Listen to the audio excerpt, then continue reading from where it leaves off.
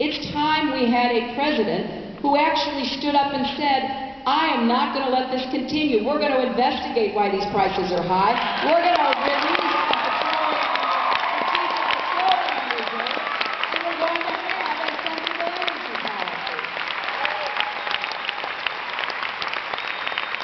Because it doesn't add up. You can't continue to have decreasing wages and increasing prices. And health care has gone up double-digit inflation in the last 7 years. And if we don't take seriously the opportunity we have to move toward universal health care, we're going to have millions of more people who are uninsured, unable to get the health care that they so richly deserve.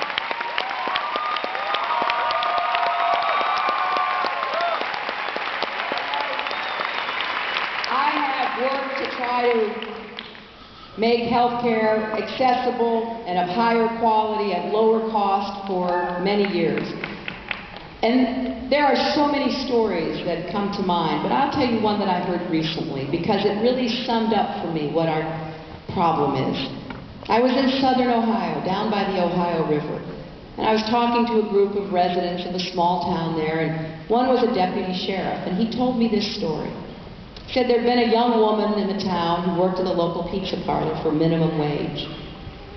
Don't get many tips when you work for minimum wage at the pizza parlor, so she was just barely scraping by.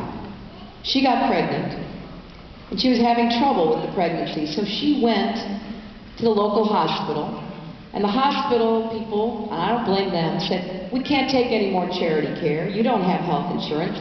Before we examine you, you need to give us $100. She said, I don't have $100.